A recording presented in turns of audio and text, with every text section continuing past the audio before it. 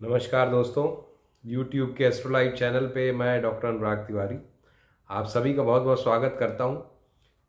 दोस्तों, आज हम बहुत ही महत्वपूर्ण वीडियो लेके आपके सामने आए हैं, क्योंकि ये वीडियो एक बड़े ही विशिष्ट सूर्य ग्रहण के बारे में है जो कि 14 दिसंबर को लगने वाला है।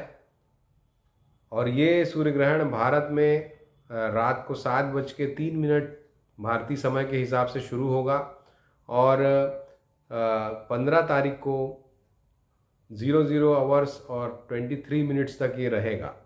तो चूंकि भारत में रात का समय रहेगा, भारत में दृश्य नहीं होगा, लेकिन इसका प्रभाव हम सभी पर बहुत ही गहरे तक परिलक्षित होगा और आने वाले 6 महीनों तक इस ग्रहण का प्रभाव रहने वाला है।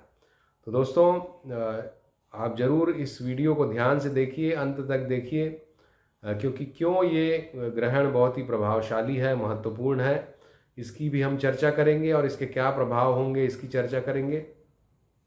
आइए वीडियो शुरू करते हैं। और पहले अगर आपने हमारे चैनल को सब्सक्राइब नहीं किया है तो आप ज़रूर उसको सब्सक्राइब कर लीजिए, ये आपसे अनुरोध है। और बेल आइकॉन को भी ज़रूर पुश कर दीजिए ताकि हमारे वीडियोस आते रहें। जो 2021 का राशिफल हम लेके आने वाले हैं, जिसके विषय में काफ़ी गणित चल रहा है, गहन अध्ययन चल रहा है, वो आपके सामने हम लेके आ पाएँ। दोस्तों, आइए वीडियो शुरू करते हैं। सबसे पहली बात तो ये है कि ये ग्रहण कहाँ दिखाई देगा। तो ये ग्रहण दक्षिण अमेरिका के देशों में, चिली, पेरू आदि देशों में, साथ ही एशिया के भी कुछ देशों जैसे कि मलेशिया, सिंगापुर, ओमान आदि देशों में, श्रीलंका, इन देशों में, हिंद महासागर, प्रशांत महासागर के क्षेत्रों में ये ग्रहण दिखाई देने वाला है। और इसका समय जैसा मैंने बताया 7:03 भारतीय समय के अनुसार, जबकि मिथुन लग्न रहेगी और वृश्चिक राशि रहेगी। वृश्चिक राशि बहुत ही महत्वपूर्ण राशि है जहाँ पर 5 ग्रहों की युति हो रही है दोस्तों। और ये 5 ग्रह हैं: सूर्य जिसका ग्रहण हो रहा है, इसके अलावा बुध, शुक्र, चंद्रमा और केतु। और ये जो ग्रहण लगा रहे हैं, केतु लगा रहे हैं। और जैसा कि हम जानते हैं कि केतु को बोला जाता है जल्लादे फलक। केतु का कोई उपाय नहीं है। केतु किसी भी चीज़ को काट देते हैं, छांट देते हैं, अलग कर देते हैं, रिटार्ड कर देते हैं, खत्म कर देते हैं। इसलिए केतु से लगने वाला ग्रहण और भी ज़्यादा महत्वपूर्ण हो जाता है। इसके पहले भी केतु के दुष्प्रभाव आप देख ही चुके हैं। इसके पहले का जो ग्रहण था, जो कि 25-26 दिसंबर 2019 को लगा था, जिसमें केतु इन्वॉल्व थे और 6 ग्रहों की युति थी। और उसके बाद कोरोना जैसी बीमारी हमारे सामने आई, दुनिया के सामने आई, और जिससे आज तक लोग हलाकान हैं और जिसके लिए राहत खोजते दिखाई देते हैं। तो निश्चित रूप से दोस्तों, केतु बहुत ही खतरनाक ग्रह है। और वो जब ग्रहण लगा रहे हैं तो आप समझ लीजिए कि ये ग्रहण बहुत ही विशेष होने वाला है। तो किन राशियों को सावधान रहना है वो भी हम आगे चर्चा करेंगे। सबसे पहली बात दोस्तों ये है कि ये ग्रहण क्यों महत्वपूर्ण है। तो जैसा मैंने बताया कि इस ग्रहण में ज्येष्ठा नक्षत्र में ये ग्रहण लग रहा है और वृश्चिक राशि में लग रहा है। ज्येष्ठा नक्षत्र जो है, जैसा नाम से ही स्पष्ट है कि ये ज्येष्ठ लोगों को प्रभावित करता है। जो भी घर में बड़े लोग हैं या जो समाज में बड़े लोग हैं, जो कंपनियों के मुखिया हैं, जो देश के मुखिया हैं, राज्यों के मुखिया हैं, राष्ट्रों के मुखिया हैं, उनको ये ग्रहण विशेष रूप से दोस्तों प्रभावित करेगा। क्योंकि एक तो ज्येष्ठा नक्षत्र पर है, दूसरा सूर्य पर ग्रहण लग रहा है, और सूर्य भी प्रमुख लोगों का, मुखिया लोगों का कारक माना जाता है। तो निश्चित रूप से जो हायर अप्स हैं, जो वेल प्लेस्ड पोजीशन वाइज अच्छी जगह पर, ऊंची जगह पर जो लोग हैं, ऐसे लोगों को इस ग्रहण से विशेष सावधान रहना चाहिए। बहुत से लोगों की इसमें पद से उनको हाथ धोना पड़ सकता है। बहुत से जो राज्य प्रमुख हैं उनकी सरकारें गिर सकती हैं, या बहुत से राष्ट्र प्रमुख जो हैं, चूँकि गुरु और शनि की युति है, इसलिए जनता के विरोध के कारण या ऐसी सामाजिक परिस्थितियां बने, समाज में कुछ अनरेस्ट हो, सांप्रदायिक तौर पे हो, या किसी भी तरह से अनरेस्ट की वजह से उनको अपनी सत्ता से हाथ धोना पड़ सकता है। तो ये आंदोलनों का समय रहेगा और विभिन्न देश, विशेष करके ऐसे देश जहाँ पर ये ग्रहण दिखाई देगा, वो इस समस्या से उनको दो चार होना पड़ेगा। तो पहली बात ज्येष्ठा नक्षत्र है। दूसरी प्रमुख बात है दोस्तों कि गंडांत जोन में, गंडांत के क्षेत्र में ये ग्रहण लग रहा है। अब पहले मैं आपको बताता हूँ कि गंडांत क्या होता है। दोस्तों, गंडांत क्षेत्र वो होता है जो एक जल तत्व राशि और एक अग्नि तत्व राशि का सम्मिलन क्षेत्र होता है। जैसे कि कर्क राशि जल तत्व राशि है और सिंह राशि अग्नि तत्व राशि है, इनका जो बिंदु है वो गंडांत है। इसी प्रकार वृश्चिक राशि जो है वो जल तत्व राशि है और धनु राशि वो अग्नि तत्व राशि है, इनके बीच का क्षेत्र गंडांत है। और तीसरा मीन राशि जल तत्व राशि है और मेष राशि अग्नि तत्व राशि है, इनके बीच का क्षेत्र, कुछ क्षेत्र जो होता है वो गंडांत होता है।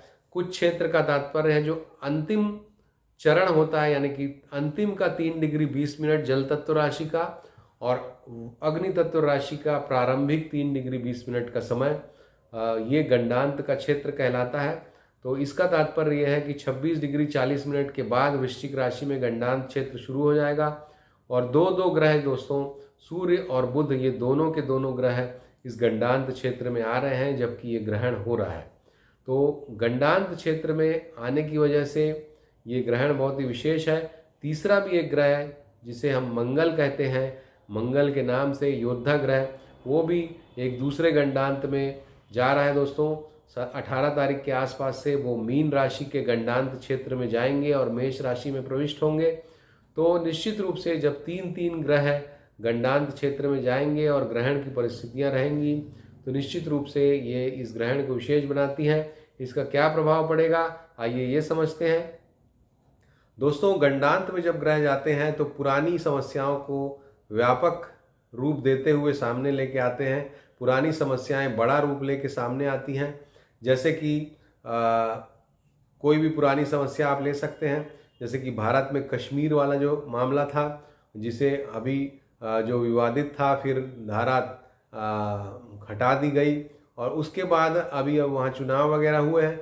वो अगले 6 महीने में, चूंकि ग्रहण का प्रभाव 6 महीने तक रहता है, तो अगले 6 महीनों में हो सकता है कि वहाँ के जो राष्ट्र विरोधी तत्व हैं वो इस तरह की कोई समस्या सामने लेके आए, ऐसा भारत में हो सकता है।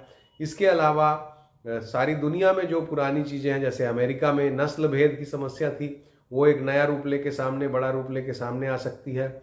इसके अलावा युद्ध की जो परिस्थितियां थी, जैसे कि भारत और चीन में टेंशन था, और अब जबकि मंगल पुनः गंडांत क्षेत्र में जा रहे हैं तो भारत चीन या भारत पाकिस्तान, इस तरह के जो युद्ध की समस्या है वो पुनः सामने आ सकती है। या सारी दुनिया में जो अन्य देश हैं जहाँ पर ये ग्रहण विशेष रूप से दिखाई दे रहे हैं, वहाँ पर ये इस समस्या को बड़ा रूप लेते हुए सामने आ सकता है।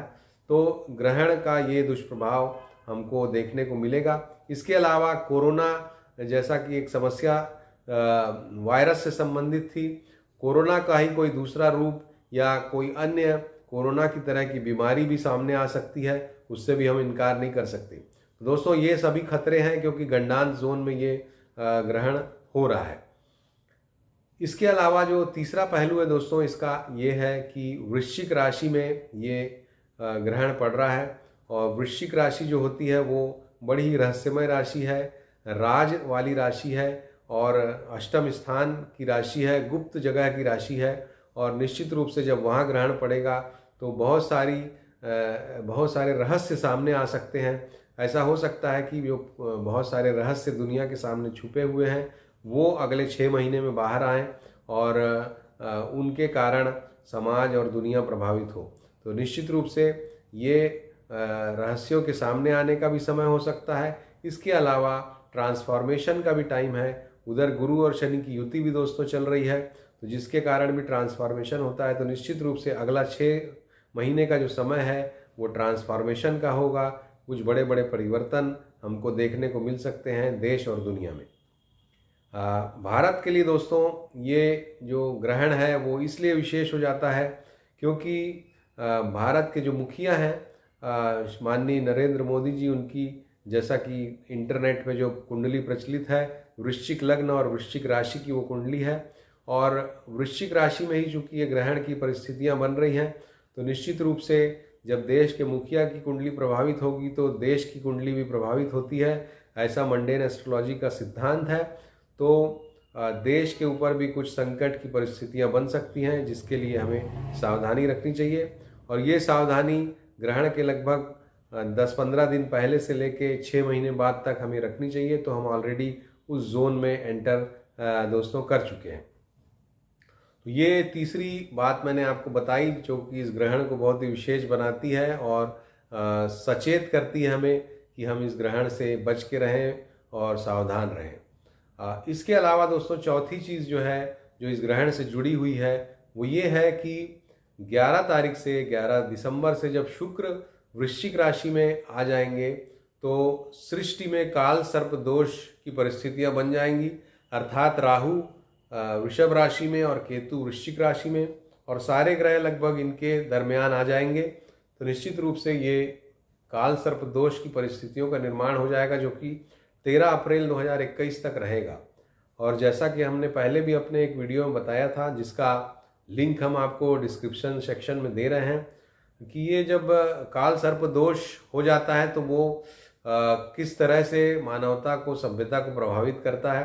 तो निश्चित रूप से बहुत सावधानी की जरूरत है, विशेष रूप से चूंकि वृषभ राशि मुख की राशि है, मुख का क्षेत्र आता है वृषभ राशि में, तो वाणी पे संयम रखना चाहिए अभी सभी को। मीडिया को भी अपने आप में संयमित व्यवहार करना चाहिए, क्योंकि मीडिया की वजह से या किसी राजनेता या राष्ट्र प्रमुख के किसी वक्तव्य की वजह से, बातों की वजह से सारे विश्व में अशांति का माहौल बन सकता है और ऐसी कुछ घटनाएं भी हो सकती हैं जिससे सारी दुनिया को बड़ा भीषण कष्ट उठाना पड़े। साथ ही मुख से संबंधित कोई नया रोग भी आ सकता है। मुख से संबंधित रोगों की संख्या भी अभी बढ़ जाएगी, आप देखिएगा 11 दिसंबर के बाद 13 अप्रैल तक। तो ये जो समय है वाणी पे संयम का समय रहेगा और मीडिया को भी अपने आप में बहुत संयमित व्यवहार करना चाहिए इस समय में। अन्यथा जैसा कि आंदोलनों का समय है, गुरु और शनि साथ साथ हैं, तो विभिन्न आंदोलन अभी और भी हमें आगे सामने दिखाई दे सकते हैं। जैसे कि किसी भी क्षेत्र के लोगों का आंदोलन हो तो उस आंदोलन को और भी हवा भी मिल सकती है, या उस आंदोलन वो आंदोलन, कोई भी आंदोलन नेगेटिव टोन ले सकता है। तो निश्चित रूप से मीडिया को, राजनेताओं को, राष्ट्र प्रमुखों को इस समय में, चूँकि ये काल सर्प दोष की परिस्थितियां बन रही हैं, सावधानी रखना चाहिए।